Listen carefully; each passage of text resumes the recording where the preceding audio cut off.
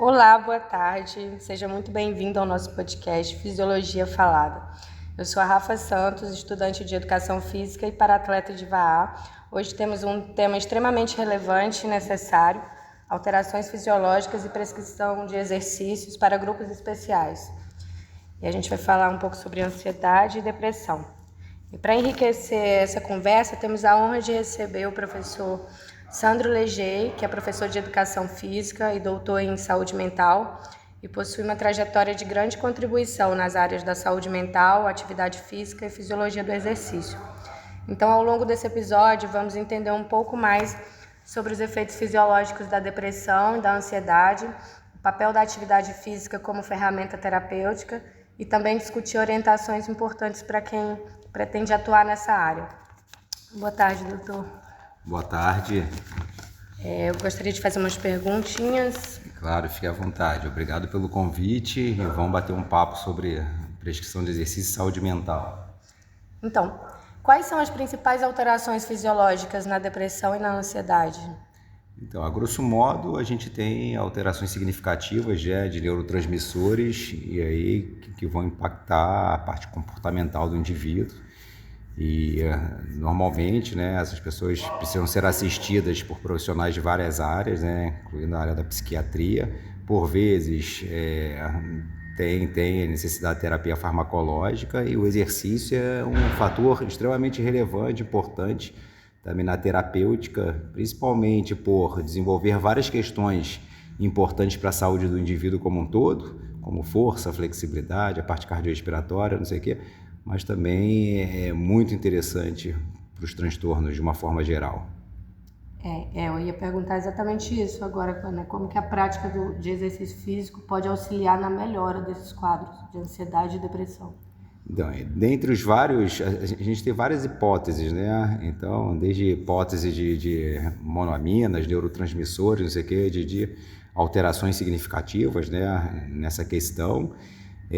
A gente tem um aumento da perfusão sanguínea cerebral, aí outro efeito do exercício, que é o efeito mesmo do aumento da temperatura corporal, o efeito como que a gente fala muito, que o exercício, o indivíduo tem um momento de distração, um momento de desprendimento, que ele esquece momentaneamente seus problemas, não sei o quê. Então, são vários mecanismos envolvidos que vão fazer com que o exercício contribua para a melhora da saúde mental das pessoas. E existem tipos de exercícios que são mais indicados ou contraindicados?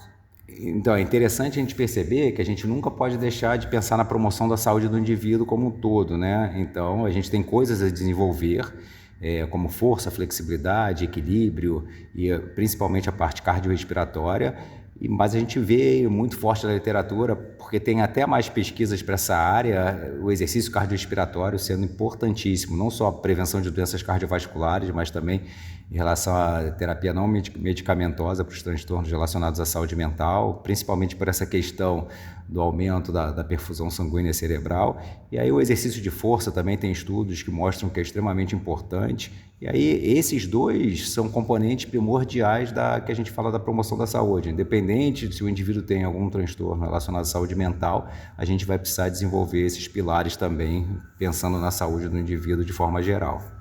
Contraindicados não tem nenhum.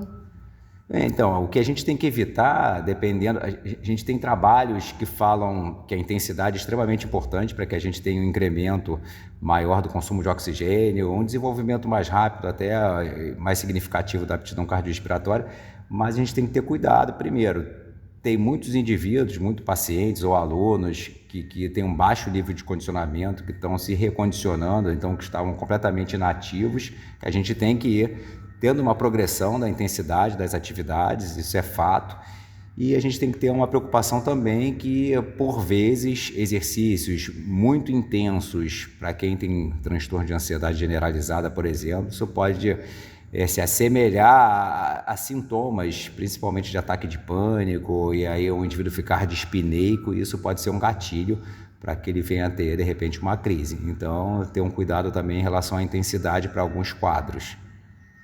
Entendi. E o que os futuros profissionais da área devem considerar ao prescrever exercícios para essa população? Uma coisa importante, até na minha formação, a gente olhava muito o indivíduo como de forma segmentada, né? Como um indivíduo, a parte cardiorrespiratória, a parte neuromuscular, ou então músculo esquelético, que a gente desenvolvia força, pensava em músculos isoladamente. A gente tem que pensar no indivíduo como um todo, né? Então, a gente tem que tentar associar ao máximo o desenvolvimento de várias questões importantes relacionadas às qualidades físicas, força, flexibilidade, não sei o quê, mas sempre tentar conciliar o prazer, o gosto pelo movimento. E os estudos mostram que quanto mais a gente associar o movimento e o movimento prazeroso, eles serão mais beneficiados, né, em relação à saúde mental. Então, uma coisa é você fazer uma coisa que você foi orientado, uma coisa obrigada, uma coisa que não te dá o mínimo prazer, que aí logicamente a gente sabe que vai, mesmo assim, vai ter uma série de benefícios para todos os aspectos, mas se a gente conciliar isso ao movimento com prazer, ao indivíduo fazendo algo que realmente gosta, então isso é mais interessante. E aí outra questão importante é a socialização, né? Então propor atividade de caráter coletivo, que envolva também um suporte social, que envolva ali outras pessoas ao redor, isso é extremamente importante, que a gente precisa pensar nisso na hora de prescrever o exercício. Legal, professor, muito obrigada. Você gostaria de fazer considerações finais sobre... Sim, para a gente ter sempre essa preocupação, tá? De pensar no indivíduo como um todo, de forma integral, e principalmente levando em consideração essas preferências do indivíduo, né? Perguntar o que você gosta de fazer.